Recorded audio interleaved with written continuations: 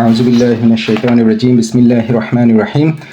আমরা যেটা বলতেছিলাম আর কি, আমাদের আজকের যেটা আলোচনা স্বল্প পরিসরে যেটা একটা মানে টাচ করার চেষ্টা করব, এটা হচ্ছে যে ক্ষণস্থায়ী দুনিয়া এবং চিরস্থায়ী আখিরা। আমাদের এই দুনিয়ার গুরুত্ব এবং দুনিয়াতে আমরা কি জন্য আসছি এবং সেটাকে আমরা দুনিয়াটাকে কিভাবে আমরা ইম্পর্টেন্স দিচ্ছি, আসলে কতটুকু ইম্পর্টেন্স দেওয়া উচিত এবং মেইন ইম্পর্টেন্স আসলে কোথায় দেওয়া উচিত, আখিরাই যে আমাদের মূল ঠিকানা, এটা নিয়ে একটা আলোকপাত করা এবং এটা এটা আমরা জানি, বাট তারপরেও একটা রিমাইন্ডার হিসেবে নিয়ে আসা। তো আমরা আমরা সবাই জানি যে আল্লাহ তাআলা আমাদেরকে সর্বপ্রথম মানুষ আদম আলাইহিসসালাম এবং হাওয়া আলাইহিসসালাম তাদের থেকে আমাদেরকে তৈরি করলেন এবং আমরা জান্নাতেই ছিলাম, আমাদের আদি পিতা জান্নাতে ছিলেন এবং সেখান থেকে আমাদেরকে দুনিয়াতে পাঠানো হলো। এবং আমরা আমাদের সৃষ্টি হলাম, আমাদেরকে আল্লাহ তাআলা আমাদের এই যে রূহ, এটার এই জার্নিটার কিছু স্টেপ আছে, যে আমাদেরকে প্রথমে আল্লাহ তাআলা রূহ হিসেবে আমাদেরকে সৃষ্টি করলেন, আমাদের রূহ সৃষ্টি করলেন এবং তারপরে এই রূহটাকে আল্লাহ তাআলা দুনিয়ায় আমাদেরকে পাঠালেন। মায়ের গর্ভে আমরা যখন ছিলাম তখন এই রূহটা মায়ের গর্ভে পাঠালেন, তার মানে আমরা দুনিয়ার জীবন আমাদের শুরু হলো। সো এই দুনিয়ার জীবনেও আমরা একটা সময়কাল পার করব, কেউ অল্প সময় থেকে শুরু করে কেউ 70, 80, 100 বছর পর্যন্ত আমরা পার করব এবং এই সময়টা পার করার পরে আমরা আবার আরেকটা লাইফে চলে যাব, সেটা হচ্ছে বারজাখের জীবন। এই বারজাখের জীবনও হচ্ছে আরেকটা ডিফারেন্ট জীবন, সেটাও আমাদের এই রূহ, আমাদের আত্মার একটা জার্নির একটা স্টেজ। এই বারজাখের জীবন পার হয়েও আমরা তারপরেও আমাদের আখিরাতের জীবন, বারজাখও আখিরাতের অংশ, বাট তারপরেও আমাদের জান্নাত জাহান্নামের আরেকটা জীবন শুরু হবে এবং যেটা বলা হচ্ছে ওই জান্নাত জাহান্নামের জীবনটা হচ্ছে অনন্তকালের জীবন। তার মানে আমি যদি চিন্তা করি, আমার রূহ যখন আল্লাহ তাআলা তৈরি করছেন বা আমাদের রূহ যখন তৈরি করছেন, এরপর থেকে আমাদের রূহের কোনো কিন্তু আর মৃত্যু নাই। একবার যে রূহটা তৈরি হলো, যে আত্মাটা তৈরি হলো, আমাদের কিন্তু আর কখনো মৃত্যু হবে না। আমরা সবসময়ের জন্যই জীবিত থাকব। হ্যাঁ, মৃত্যু হবে, মৃত্যু বলতে আমরা যেটা বুঝি যে আমাদের এই যে দৈহিক জীবন, আমাদের যে দুনিয়ার জীবন, আমাদের যে দেহ, এইটার মৃত্যু হবে, কিন্তু আমাদের আত্মা বা রূহ এইটার মৃত্যু হচ্ছে না, এটা শুধু একটা স্টেজ থেকে আরেকটা স্টেজে যাচ্ছে। সো এটা হচ্ছে আমাদের অনন্তকালের জীবন, অনন্তকালের জন্য আমাদেরকে সৃষ্টি করা হয়েছে। কিন্তু আমরা যখন দুনিয়াতে আসি, আমরা যে আমাদের যে এই জার্নির যে একটা অংশ, আমাদের রূহের জীবন, রূহ সৃষ্টি থেকে দুনিয়াতে আসা, দুনিয়ার জীবন, বারজাখের জীবন, জান্নাত জাহান্নামের জীবন, এই মাঝখানের এই অংশটাই হচ্ছে, এই অংশটা আমরা, এই স্টেজটা আমরা পার করতেছি। আমরা সবাই এখন দুনিয়ার জীবনটা পার করতেছি। কিন্তু আমরা যখন রূহ হিসেবে ছিলাম তখনকার ওই সময়টার কথাও আমাদের মনে নাই। আমরা যখন বারজাখের জীবনে যাব অথবা আমরা যখন জান্নাত জাহান্নামের জীবনে যাব, ওই অংশটুকু আমাদের এখনো আসে নাই। আমরা এই অংশটুকু সম্পর্কে শুধুমাত্র আল্লাহ তাআলার ওহীর মাধ্যমে এই অংশটুকু সম্পর্কে আমাদেরকে জানাই দিয়েছেন। সো আমরা শুধু এই মেসেজটা জানি, আমরা কেউ এখনো এটাকে এক্সপেরিয়েন্স করি নাই, কিন্তু আমরা শুধুমাত্র এক্সপেরিয়েন্স করছি এই দুনিয়ার জীবনটাকে। তার মানে আমাদের কন্ট্রোল এখন যেটার উপরে, সেটা হচ্ছে আমাদের এই দুনিয়ার জীবনটার উপরে। এবং এটাও ইন্টারেস্টিং যে আমাদের কন্ট্রোল শুধুমাত্র এই দুনিয়ার জীবনের উপরেই আছে, অন্য অংশের উপরে আমার কোনো কন্ট্রোল নাই। যেমন রূহের জীবনে আমি তো জানতামই না তখন আমি কি অবস্থায় ছিলাম, বা সেটা সম্পর্কে আমার কোনো মেমোরি নাই। এরপরে আমার যে বারজাখের জীবন এবং আমার যে জান্নাত জাহান্নামের জীবন, এইটাও কীরকম হবে, এইটা হচ্ছে বেসড অন দিস দুনিয়া। এই দুনিয়ার জীবনটা কী হবে, যেটার উপর আমার কন্ট্রোল আছে, সেইটার উপর ডিপেন্ড করে আমার জান্নাত জাহান্নাম বা বারজাখের জীবনটা আসবে। তার মানে আমার যে এই অনন্তকালের জীবন, এই অনন্তকালের জীবনটা ডিপেন্ড করতেছে আমার এই দুনিয়ার জীবনের উপরে, এই অল্প কিছু সময়ের উপরে। তার মানে এই দুনিয়ার জীবনটা কত ইম্পর্টেন্ট ওই জীবনগুলোকে সাজানোর জন্য। কিন্তু আমরা যদি চিন্তা করি যে এই দুনিয়ার জীবনটাকে আমরা মানে কিভাবে এটাকে আমরা পার করতেছি, তা আমরা দেখছি যে আল্লাহ তাআলা এই দুনিয়ার জীবনটা সম্পর্কে বলছেন যে মানে আমরা আসলে এটার আসলে গুরুত্বটা কি। এটা যে একটা ট্রানজিয়েন্ট পার্ট। ট্রানজিয়েন্ট পার্ট মানে হচ্ছে একটা ক্ষণস্থায়ী পার্ট, যে আমরা একটা ট্রানজিয়েন্ট মোমেন্টের জন্য আসছি। এটা আমাদের কাছে চিরস্থায়ী না, এটা জাস্ট একটা সময় অতিবাহিত করতেছে। এটার এক্সাম্পলটা হচ্ছে নবী পাক সাল্লাল্লাহু আলাইহি সাল্লাম একটা এক্সাম্পল দিয়েছেন, বুখারী শরীফের একটা হাদিসে আসছে যে be in this world as if you are a stranger or a traveller. তার মানে নবী সাল্লাল্লাহু আলাইহি ওয়াসাল্লাম বলতেছেন যে এই দুনিয়াটা হচ্ছে যে একটা ট্রাভেলারের জন্য, মানে এটা একটা ট্রাভেলার হিসেবে আমরা আসছি। আমাদের রুহের জীবন আমরা শুরু করছি, সেটা শেষ হবে গিয়ে জান্নাত এবং জাহান্নামে অনন্তকালের জীবন। এটা আমরা ট্রাভেল করতেছি, আমরা ট্রাভেলার হিসেবে আছি, সফরকারী হিসেবে আছি, মুসাফির হিসেবে আছি। এই দুনিয়াতে আমরা একটা ট্রাভেলার, যে আমি যে যদি ফর এক্সাম্পল আমি যদি এখন আরেকটা কান্ট্রিতে যাই, বা ফর এক্সাম্পল বাংলাদেশের এক জায়গা থেকে আমি রংপুর থেকে চিটাগাংয়ে যাচ্ছি, এই যে এই সময়টুকু, এই একটা দিন, এটা আমি ট্রাভেলার হিসেবে আছি।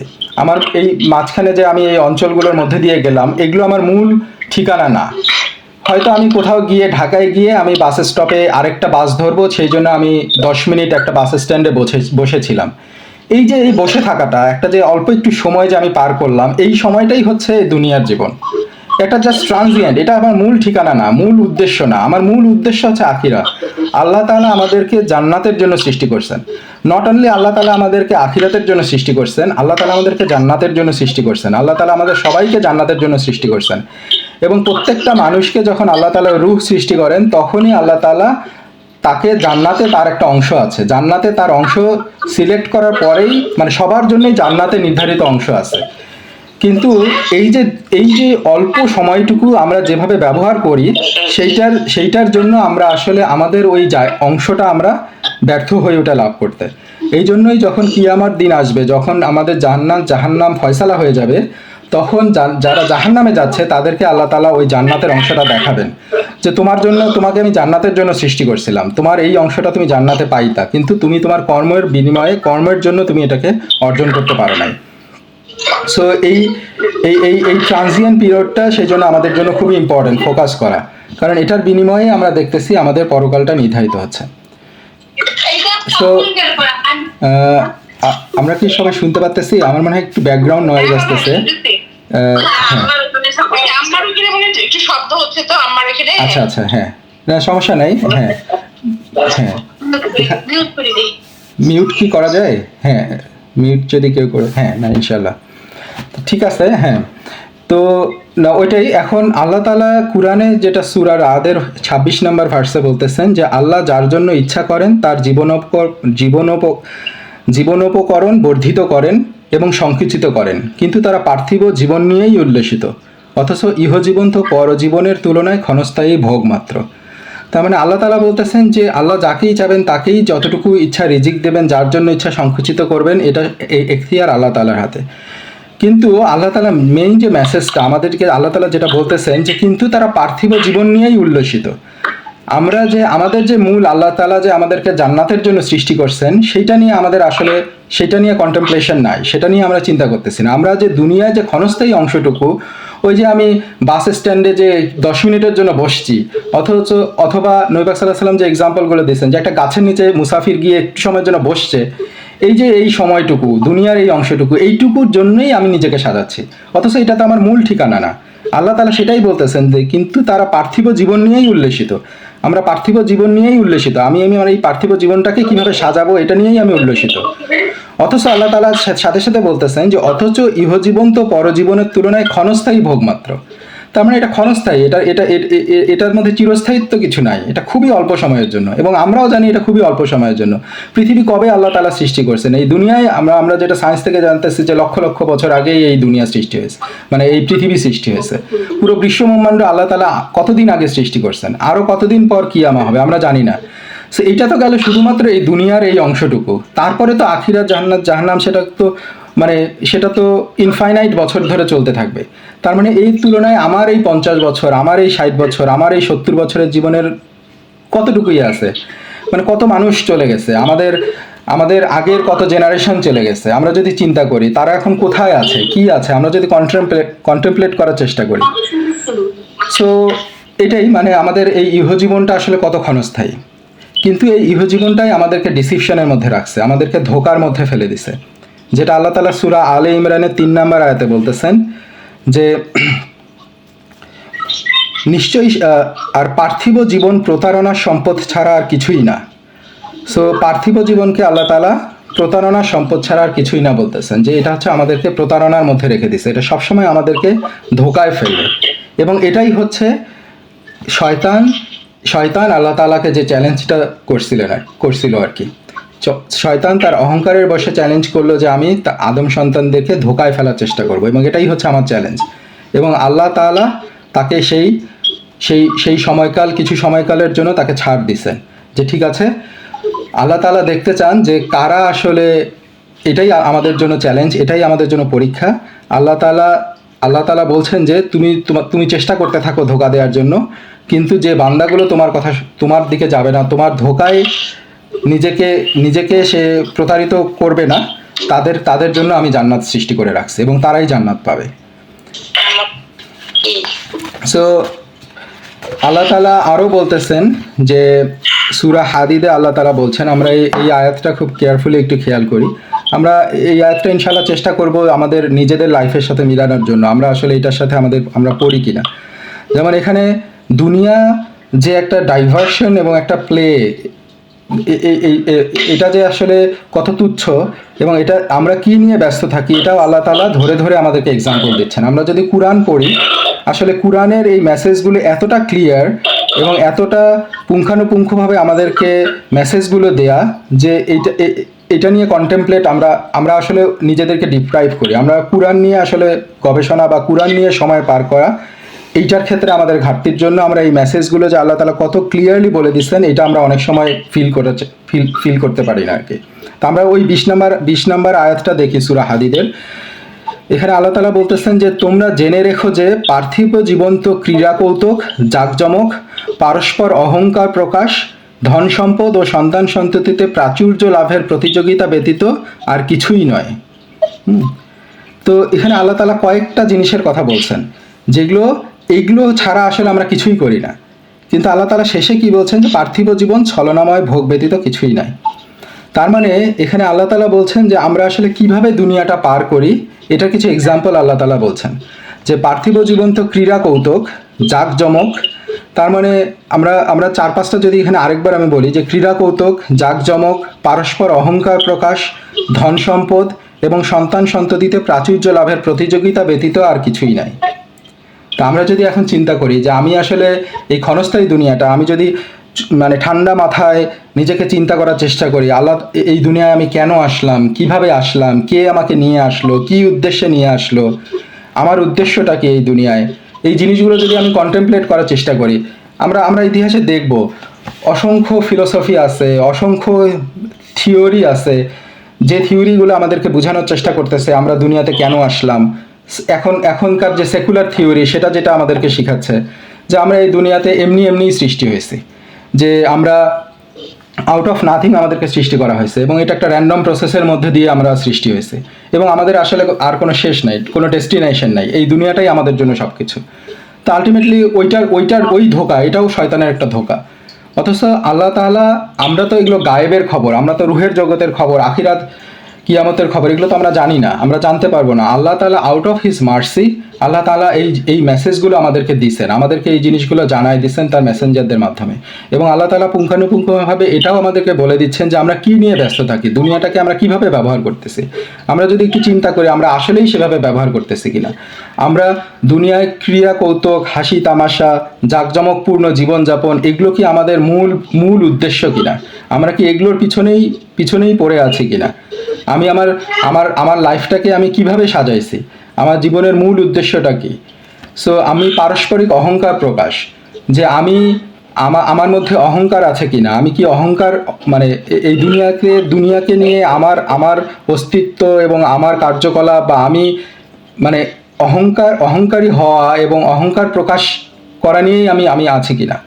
সো আমি যদি চিন্তা করি, আমি কীরকমভাবে আমরা 2-1টা এক্সাম্পল যদি চিন্তা করতে পারি, যে ক্রীড়া কৌতুক বলতে আমাদের কি বোঝাচ্ছি, যে আমরা খেলতামাশা, আমাদের দুনিয়া প্যালেস্টাইনের মধ্যে হাজার হাজার মানুষ মারা যাচ্ছে, হাজার হাজার মানে বাচ্চারা মারা যাচ্ছে, শুধুমাত্র প্যালেস্টাইন না, চায়নাতে মারা যাচ্ছে, আফ্রিকায় মারা যাচ্ছে, তারপরে কাশ্মীরে মারা যাচ্ছে। সো কত জায়গায় কত মানুষ মারা যাচ্ছে, তারা এমনি মারা যাচ্ছে, মানে তারা, একজন যে মারা যাচ্ছে সে নিজেও জানে না কেন মারা যাচ্ছে, এবং যে মারতেছে সেও হয়তো জানে না যে কেন তাকে মারতেছে, কিসের জন্য আমরা এই বাচ্চাগুলোকে মারতেছি।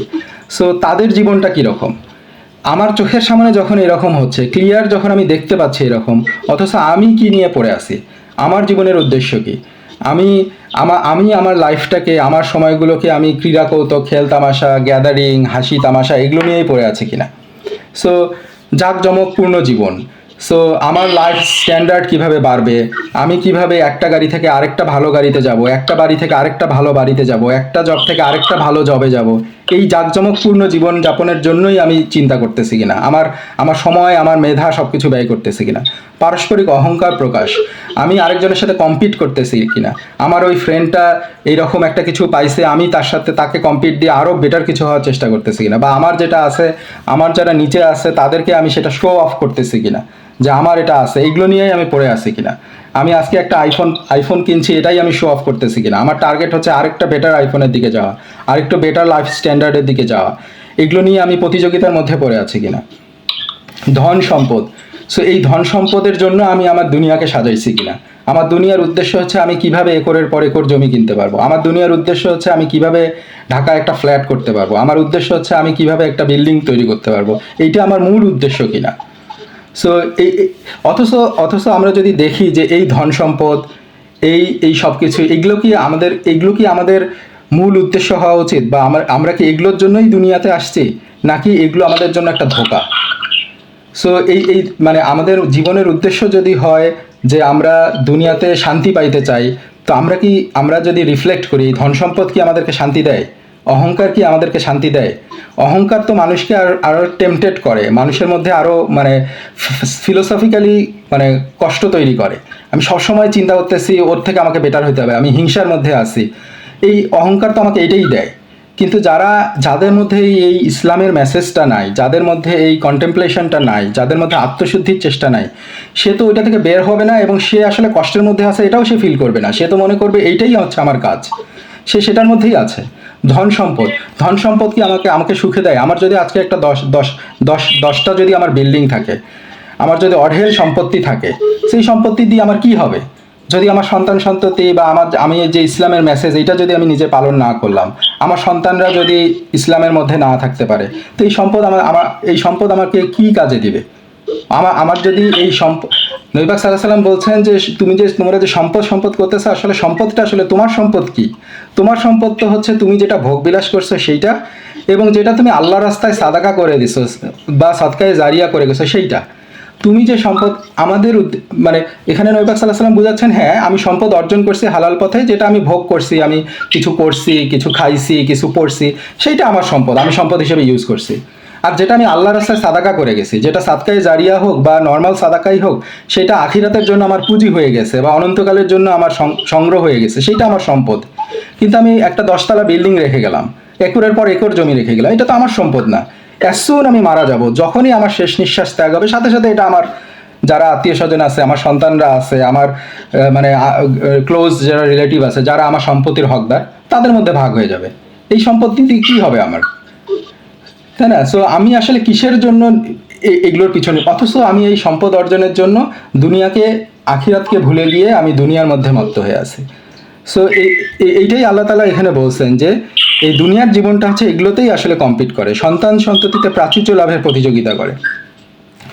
সো অথচ নবী পাক সাল্লাল্লাহু আলাইহি সাল্লাম বলতেছেন যে এই ব্যাপারে নসিহত করতেছেন যে তিরমিজি শরীফের একটা হাদিস, do not be preoccupied with accumulating much wealth such that you place your hope in the world.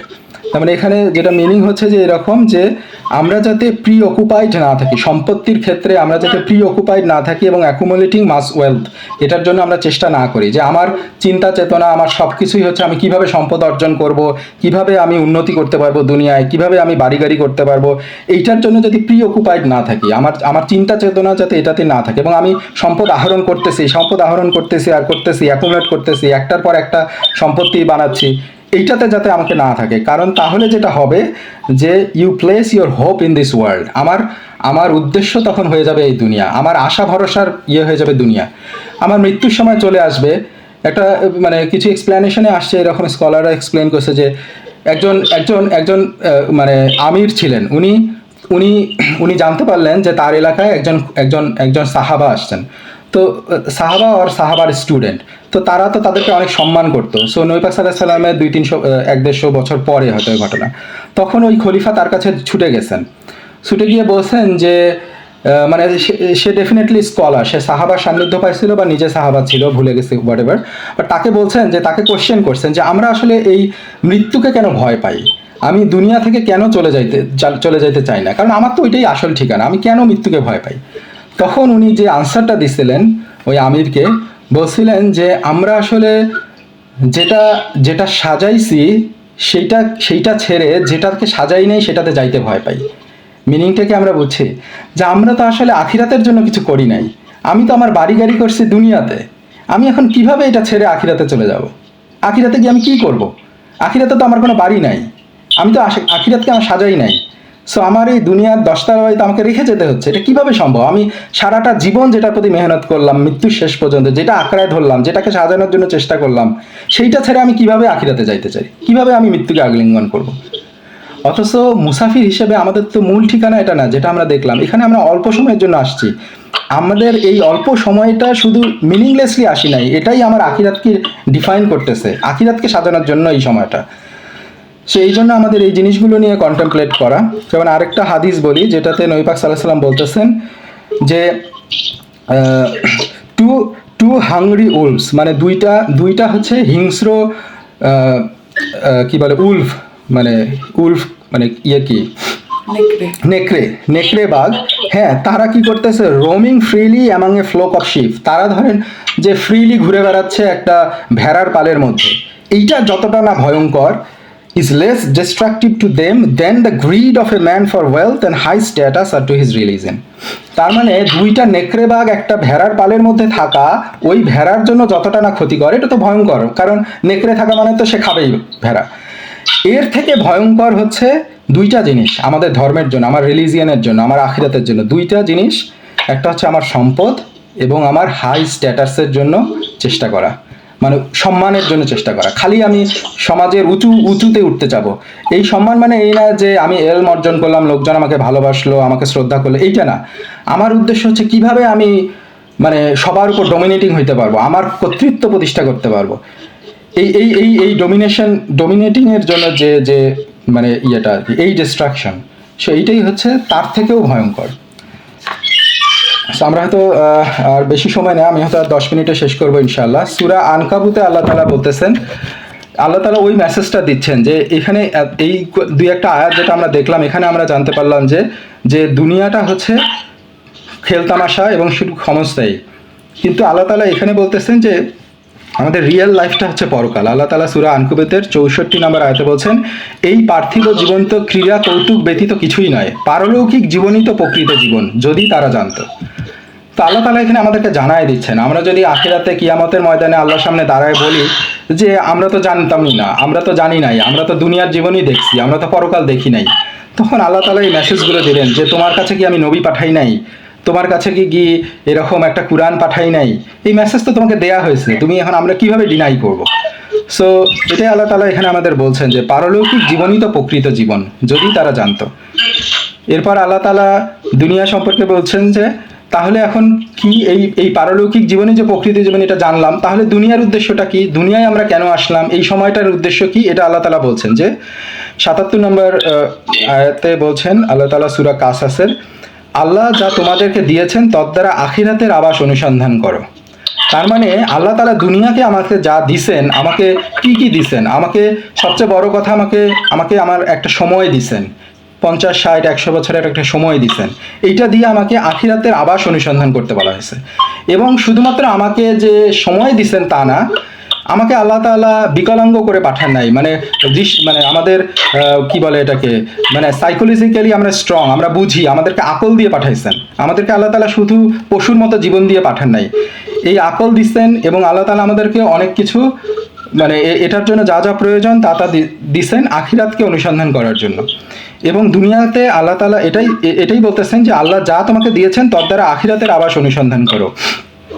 এর সাথে সাথে আল্লাহ এটা বলছেন যে আর দুনিয়া হতে তোমার অংশ ভুলো না। সো এখানেই আমাদের ইন্টারেস্টিং একটা পার্ট, যে আমরা এতক্ষণ যেটা আলোচনা করলাম আমাদের মনে হইতে পারে যে আলটিমেটলি তার মানে কি আমি সব কিছু ছেড়ে দিয়ে এখন আখিরাতের জন্য জায়নামাজ বিছায় শুধুমাত্র আল্লাহর ইবাদতই করতে থাকবো? না, এটা আল্লাহ তাআলা আমাদেরকে বলেন নাই। আল্লাহ তাআলা আমাদেরকে বলছেন যে দুনিয়া হতে তোমার অংশ ভুলো না, অর্থাৎ দুনিয়াতেও আমার কিছু অংশ আছে, আমার কিছু পারপাস আছে, আমার কিছু কাজ আছে। আমাকে রিজিক আল্লাহ তাআলা আমাকে বলছেন রিজিক নির্দিষ্ট, তার কিন্তু আমাকে রিজিকের জন্য কাজ করতে হবে। সো আমাকে জব করতে হবে, আমাকে এটা এই রিজিক অনুসন্ধান করতে হবে। আমাকে সমাজে কেউ কেউ কেউ উঁচু পর্যায়ে যাবে, কেউ কর্তৃত্ব পাবে, সেটার জন্য আমার জেনারেশনকে তৈরি করতে হবে। কিন্তু সব কিছুর পিছনে আমার উদ্দেশ্য থাকবে আখিরা। এইখানে আমাদের ল্যাকিংসটা। আমরা সব কিছুই করবো, আমরা দুনিয়াও অনুসন্ধান করব, কিন্তু সেটা হবে এইগুলো হচ্ছে আল্লাহ তাআলা বলতেছেন যে দিচ্ছেন তদ্বারা আখিরাতের আবাস অনুসন্ধান করতে। তার মানে এই সব কিছুর বিনিময়ে আল্লাহ তাআলা আমাকে অপরচুনিটি দিচ্ছেন, এইটাকে আমি কিভাবে কাজে লাগাচ্ছি এইটার উপর বেস করেই আমি আখিরাতের আমার আমার নির্ধারণটা হবে। অর্থাৎ আমি কর্তৃত্বে যাইতে পারি, আমি শাসন ক্ষমতায় যেতে পারি, কিন্তু ওই শাসন ক্ষমতাটা আমি কিভাবে কাজে লাগাচ্ছি এটাই হচ্ছে দেখার ব্যাপার। এইটা আমি আখিরাতের উদ্দেশ্যে কাজে লাগাচ্ছি কিনা। আল্লাহ তাআলা কাউকে কাউকে সম্পদ দিবেন, সেই সম্পদটার উদ্দেশ্যটা কি? ওই তার মতো যে আখিরাতকে না সাজায় ওই সম্পদের জন্য দুনিয়াতেই সাজাইছে সে, নাকি ওই সম্পদটা সে আখিরাতের উদ্দেশ্যে ব্যবহার করছে? বা যার সম্পদ নাই, এই সম্পদহীনতা এই স্ট্যাটাসটাও কি সে আখিরাতের উদ্দেশ্যে ব্যবহার করছে? আল্লাহ তাআলা ইন এ সেন্স সবাইকেই একটা পরীক্ষার মধ্যে রাখছেন। কাউকে সম্পদ দিয়ে পরীক্ষা করবেন, কাউকে সম্পদ না দিয়ে পরীক্ষা করবেন, কাউকে ক্ষমতা দিয়ে পরীক্ষা করবেন, কাউকে ক্ষমতা না দিয়ে পরীক্ষা করবেন। সো মূল উদ্দেশ্য হচ্ছে এই সব কিছুই হচ্ছে আখিরাতকে অনুসন্ধানের একটা ওয়ে। সেইটাকে আমি কিভাবে ইউটিলাইজ করলাম। সো এখানে বলছেন আর দুনিয়া হতে তোমার অংশ ভুলো না এবং পরোপকার করো যেমন আল্লাহ তোমার প্রতি অনুগ্রহ করেছেন, আর পৃথিবীতে বিপর্যয় সৃষ্টি করতে চেও না, নিশ্চয়ই আল্লাহ বিপর্যয় সৃষ্টিকারীকে ভালোবাসেন না। সো সূরা ইব্রাহিমে আল্লাহ তাআলা বলতেছেন যারা ইহজীবনকে পরজীবনের উপর প্রাধান্য দেয়, মানুষকে নিবৃত্ত করে আল্লাহর পথ হতে এবং আল্লাহর পথ হতে বক্র করতে চায়, তারাই তো ঘোর বিভ্রান্তিতে রয়েছে। তার মানে এখানে ওই যে কথাটা আমরা লাস্ট বললাম যে ইহজীবনকে পরজীবনের উপরে প্রাধান্য দেয়, অর্থাৎ ইহজীবন আমার পরজীবনই যে আমার আসল ঠিকানা, এইটা ভুলে গিয়ে আমরা সব কিছু এই ইহজীবনের জন্যই করতেছি। এই ইহজীবনকে আমরা পরজীবনের উপরে প্রাধান্য দিচ্ছি। এটাই হচ্ছে মানে এদের কথাই আল্লাহ তাআলা বলছেন যে তারা হচ্ছে ঘোর বিভ্রান্তিতে রয়েছে, তারা ডিসিভ। এবং তাদের অবস্থাটা হচ্ছে কীরকম? এরা পরকালের বিনিময়ে পার্থিব জীবন ক্রয় করেছে। আল্লাহ তাআলা সূরা বাকারা ৮৬ নম্বর আয়াতে বলতেছেন পরকালের বিনিময়ে পার্থিব জীবনকে ক্রয় করেছে। অতএব তাদের দণ্ড লঘু হবে না ও তারা সাহায্যপ্রাপ্তও হবে না। সো এরপর আমরা তাড়াতাড়ি শেষ করব। আমরা সূরা হুদে যদি 11 নম্বর আয়াতে আমরা 15 নম্বর আয়াতে দেখি, আল্লাহ তাআলা বলতেছেন যারা শুধু পার্থিব জীবন ও এর জাকজমক কামনা করে আমি তাদেরকে তাদের কৃতকর্মগুলি দুনিয়াতেই পরিপূর্ণরূপে প্রদান করে দেই এবং দুনিয়াতে তাদের জন্য কিছুই কম করা হয় না। সো এখানেও আমাদের জন্য একটা ইম্পর্টেন্ট মেসেজ। তার মানে আমরা এখন বলতে পারি যে তাহলে অনেকে তো দেখি ভালোই আছে, অনেকে তো সুখে স্বাচ্ছন্দ্যে আছে, তার বাড়ি গাড়িতে চড়তেছে, ক্ষমতার দাপটে চলতেছে, আমি তো ওর কাছে কিছুই না। তা আল্লাহ তাআলা আবার বলতেছেন যে তাদেরকেই পরাস্ত করবেন। সো এটাই হচ্ছে, এইখানেই হচ্ছে আমাদের টেস্ট। এবং একটা মুমিন হিসেবে আমি যদি কঠিন অবস্থার মধ্যে থাকি, আল্লাহ যদি আমাদের স্বাস্থ্য দিয়ে আমাদেরকে পরীক্ষা করে, অর্থ দিয়ে পরীক্ষা করে, সম্মানহানি দিয়ে পরীক্ষা করে, অথচ আমি আল্লাহর পথে আসি, এটা আমার জন্য একটা সুসংবাদ। কারণ আল্লাহ তাআলা আমাকে একটা, নবী সাল্লাল্লাহু আলাইহি ওয়াসাল্লাম হাদিসে আসছে যে আল্লাহ তাআলা কাউকে কাউকে একটা উঁচু মর্যাদা দিতে চান। সে বান্দাগুলোকে আল্লাহ তাআলা এত পছন্দ করেন, তাদেরকে একটা উঁচু মর্যাদা দিবেন। সেই উঁচু মর্যাদা কিসের বিনিময়ে? তাকে তো এটা আর্ন করতে হবে। আল্লাহ তাআলা চাইলেই সবাইকে দিতে পারেন, কিন্তু আল্লাহ চান যে সে তার নিজে একটু আর্ন করুক এটা। সে দেখি সে কী করে। আল্লাহ তাআলা তার কাছে কিছু পরীক্ষা পাঠান, তাকে সন্তান দিয়ে পরীক্ষা করেন, তাকে অর্থ দিয়ে পরীক্ষা করেন, তাকে কষ্ট দিয়ে পরীক্ষা করেন, এবং এগুলোর বিনিময়ে সে যখন বলে আলহামদুলিল্লাহ, সে ধৈর্য ধারণ করে, তখন আল্লাহ তাআলা তার জন্য পরিণামে বিশাল পরিমাণ বানায় দেন। তার মানে একটা মুমিনের জন্য এই পরীক্ষাটা হচ্ছে তার জন্য একটা পরকালে একটা উত্তম যাজা পাওয়ার একটা মানে উপায়। অথচ এই আয়াতে আল্লাহ তাআলা একটা ভয়ঙ্কর কথা বর্ণনা করছেন, যারা পার্থিব জীবন এবং এর জাকজমক কামনা করে আমি তাদেরকে তাদের কৃতকর্মগুলি দুনিয়াতেই পরিপূর্ণ প্রদান করে দেই। অতএব আমরা যারা দেখতেছি যারা আল্লাহর পথে নাই, অথচ তারা জাকজমকপূর্ণ জীবনযাপন করতেছে, তারা হাই স্ট্যাটাসে আছে, অহংকারী তাদের পায়ে দাপট করতেছে না, আল্লাহ তাআলা তাদেরকে ছাড় দিয়ে দিছেন। আমরা ওই জীবন চাই না। এটা একটা ভয়ঙ্কর অবস্থা। অ্যাসুন তারা মৃত্যুবরণ করতেছে, মালাকাউল মউত এসে তাদের রুহটা তাদের কবজ করে নিয়ে যাচ্ছে, তারা প্রকৃত অবস্থা বুঝতে পারবে। তাদের সেই অহংকার কোথায় থাকবে, তার সেই ধন সম্পদ তার কি কাজে আসবে, তার সেই সুখ স্বাচ্ছন্দ্য তার কি কাজে আসবে। খুবই কম সময়ে কত মানুষ চলে গেছে, বিলিয়ন বিলিয়ন মানুষ চলে গেছে, বিলিয়ন বিলিয়ন মানুষ চলে যাচ্ছে। এই আমি আমি আসলে এদের মাঝে কি, কিছুই না, কে আমাকে মনে রাখবে? সো সো সেই অহংকার, সেই দাপট কিছুই না, এটা মুহূর্তেই শেষ হয়ে যাবে। সো আল্লাহ তাআলা আমাদেরকে এইটা উপলব্ধি করা তৌফিক দান করেন, এবং আমরা যাতে আমাদের কষ্টগুলোকে কষ্ট না মনে করি, এটার জন্য আল্লাহর কাছে উত্তম যা পাই, আমরা যাতে এইটা অনুধাবনের চেষ্টা করি এবং এটার জন্য ধৈর্য ধারণ করি এবং আল্লাহর পথেই থাকি, তাহলেই আমরা আসলে সফলকাম হতে পারবো। সো এই যে ভয়ঙ্কর অবস্থাটা, এই মানুষগুলো সম্পর্কে আল্লাহ তাআলা 16 নম্বর আয়াতে আরেকটি এক্সটেন্ট আছে, যেটা বলছে যে এরা এমন লোক যে তাদের জন্য আখিরাতে জাহান্নাম ছাড়া আর কিছুই নাই, আর তারা যা কিছু করেছিল তা সবই আখিরাতে অকেজো হয়ে যাবে, এবং যা কিছু করছে তাও বিফল হবে। সো তারা যে কাজগুলো করতেছে এটা তাদের কোনো কাজে আসবে না। সো আমার মনে হয় জিনিসটা আমরা বুঝতে পারছি ইনশাআল্লাহ। তো আমরা জাস্ট একটা হাদিস এখানে বলি, সেটা হচ্ছে যে whoever is focused on the hereafter, আল্লাহ will make him feel content with his lot and grant him peace of mind and his provision and worldly gains will come to him regardless. তার মানে আল্লাহ তাআলা এখানে একটা মানুষের কথা বলতেছেন, যেটা এই কুরআনের আয়াতেই আসছে, তাদের সম্পর্কেই, যে যারা আসলে দুনিয়া করবে, দুনিয়াকে সাজানোর চেষ্টা করবে, একটা ইন এ সেন্স আমরা দেখতে পারবো, বা একটা ইয়েতে তাদেরকে আল্লাহ তাআলা দিয়ে দিবেন, কারণ তাদেরকে আল্লাহ ছেড়ে দিয়েছেন যে তোমরা দুনিয়াতে ভোগ করে নাও। সো তারা পাবে, তারা অনেক কিছুই পাবে, তাদেরকে দুনিয়াতে আসবে, তারা সম্পদ পাবে, অধিকার পাবে, কর্তৃত্ব পাবে, অহংকার করবে, কিন্তু এটা কি, তাদের তো যে প্রভিশন, যে রিজিক দিয়ে আল্লাহ তাআলা লিখে রাখছিলেন তাদের জন্য, এটাই তো শুধু পাবে, এর বাইরে তো সে এক ফোঁটাও অর্জন করতে পারবে না, তার তো সেই ক্ষমতা নেই। কিন্তু সে সেটা দিয়ে দুনিয়াতে কন্টেন্ট হয়ে আছে, কিন্তু আলটিমেটলি সে যেটা তার জন্য পাওনা ছিল তার বাইরে কিছু সে পাবে না। Whoever is focused only on this dunya, Allah will make him fear poverty constantly and confound his affairs.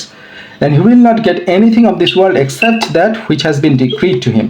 এবং এখানে আরও এটা হচ্ছে যে এখানে আরেকটু ডিটেলসে আমাদের ক্যারেক্টারিস্টিক্সটা নবী সাল্লাল্লাহু আলাইহি ওয়াসাল্লাম এই হাদিসে বর্ণনা করছেন, যে তাদেরকে যারা দুনিয়াতে ফোকাস করবে তারা সবসময় ফিয়ার করবে। এখানে দেখেন আমরা কি বলছে, যে Allah will make him fear poverty constantly and confound his affairs.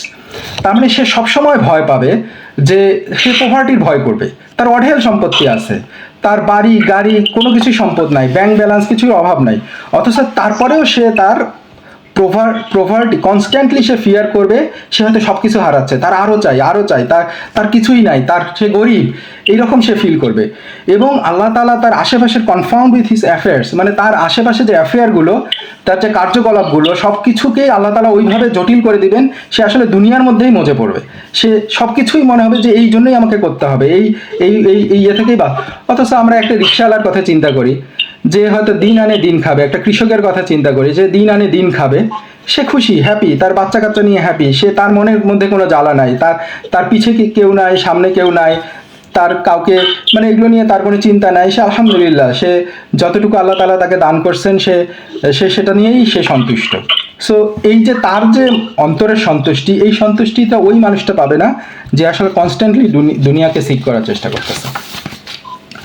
So last ইয়েটা হচ্ছে যে দুনিয়া, এটা হচ্ছে আমরা এই সূরাটা হয়তো অনেকে জানি, সূরা জিলজালাহ 16 এবং 17 নম্বর আয়াতে আল্লাহ তাআলা যেটা বলছেন, যে বাল তুসিরুনাল হায়াতাদ দুনিয়া ওয়াল আখিরাতু খায়রু ওয়া আবকা। কিন্তু তোমরা পার্থিব জীবনকে পছন্দ করে থাকো, অথচ আখিরাতের জীবনই উত্তম ও অবিনশ্বর। আল্লাহ তাআলা, আমরা যদিও পার্থিব জীবনকে পছন্দ করি, কিন্তু আখিরাতের জীবনটাই হচ্ছে উত্তম এবং এটাই হচ্ছে অবিনশ্বর, এটাই হচ্ছে চিরস্থায়ী জীবন। সো শেষ করার আগে আমি জাস্ট ইমাম গাজ্জালি রহিমাহুল্লাহ ওনার একটা এক্সাম্পল দিয়ে শেষ করি। উনি একটা এক্সাম্পল দিচ্ছেন, একটা সুন্দর অ্যানালজি দিয়ে বুঝাইছেন আমরা আসলে ইয়েটা কি। উনি বলতেছেন যে ফর এক্সাম্পল একটা লোক জঙ্গলের মধ্যে দৌড়াচ্ছে, জঙ্গলের মধ্যে আছে। সো জঙ্গলের মধ্যে তাকে হঠাৎ করে একটা হিংস্র একটা সিংহ তাকে ধাওয়া করছে। সে লায়নের ধাওয়া খেয়ে সে বাঁচার জন্য সে প্রচণ্ডভাবে দৌড়াচ্ছে বাঁচার জন্য। হঠাৎ করে সামনে এসে দেখতে পেল একটা বিশাল গর্তের মতো কিছু, কূপ টাইপের গর্ত। সো লায়ন থেকে বাঁচার জন্য সে গর্তের মধ্যে লাফ দিল। সো যখন সে গর্তের মধ্যে পড়তেছিল, সো নিচে তো অনেক গভীর, সে তখন একটা রশি পাইলো, রশিটা ধরে ফেললো। সো রশিটা ধরে সে ঝুলতে থাকলো, এবং তখন সে নিচের দিকে তাকাইলো, দেখলো যে নিচে বড় বড় সাপ বা হিংস্র কিছু তাকে খাওয়ার জন্য মানে তটস্থ হয়ে আছে। এটা দেখে সে একটু হাঁপ ছাড়লো যে যাক আমি রশিটা পাইছি, আমি নিচেও যাই নাই। আবার উপরে দেখলো যে উপরে হিংস্র সিংহ সে ওখানে ওয়েট করতেছে। সে একটু নিরাপত্তা পাইলো যে আমি একটু রশি ধরে আছি।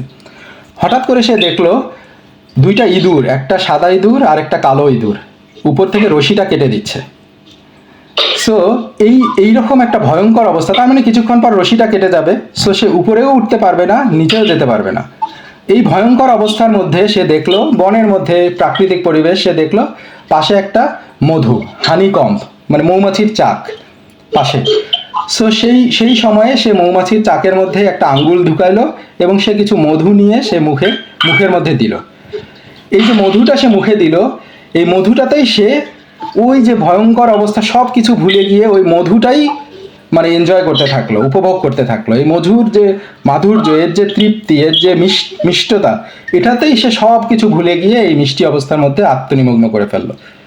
সো এখন গাজ্জালি রহিমাহুল্লাহ উনি এক্সাম্পল দিতেছেন এর হয়ে, এই যে লায়ন যে ধাওয়া করলো হিংস্র পশু, সে হচ্ছে মৃত্যু। সেই মৃত্যু সবসময় আমাদেরকে ধাওয়া করতেছে, আমাদের জন্মের পর থেকেই সে আমাদেরকে ধাওয়া করতেছে। আমরা মৃত্যুর কাছাকাছি যাচ্ছি, সে আমাদেরকে ধরে ফেলবে। সো এই সময়েই সে যে কূপের মধ্যে লাফ দিল এবং নিচে যে সে একটা রশি ধরে ফেললো, এই রশিটা হচ্ছে আমাদের জীবন, আমাদের সময়কাল, আমাদের আয়ু। এই রশিটা হচ্ছে আমাদের আয়ু, এটা আমরা ধরে আছি। এবং নিচে যে সাপ ওয়েট করতেছে বা ওই কূপ, এটা হচ্ছে আমাদের কবর, এটা আমাদেরকে যেতেই হবে। এবং অ্যাজ সুন আমরা সেখানে যাব, আমরা যদি দুনিয়াকে না সাজাই প্রপারলি, সেই হিংস্র পশু, সাপ, এগুলো কবরের আযাব শুরু হয়ে যাবে আমাদের। সো ওই যে উপরে যে ইঁদুর, একটা সাদা ইঁদুর এবং একটা কালো ইঁদুর কাটতেছে, এই সাদা এবং কালো ইঁদুর হচ্ছে দিন এবং কালের আবর্তমান। তার মানে তারা আস্তে আস্তে দিন হচ্ছে, রাত হচ্ছে, এবং আমাদের ওই যে আয়ু রশি, এটা আস্তে আস্তে ছিঁড়ে যাচ্ছে, সময় শেষ হয়ে আসতেছে। অথচ এই ভয়ঙ্কর অবস্থার মধ্যেও এই দুনিয়া, ওই হচ্ছে মৌমাছির চাক, ওই মধু, এইটুকু হচ্ছে আমার এই দুনিয়া।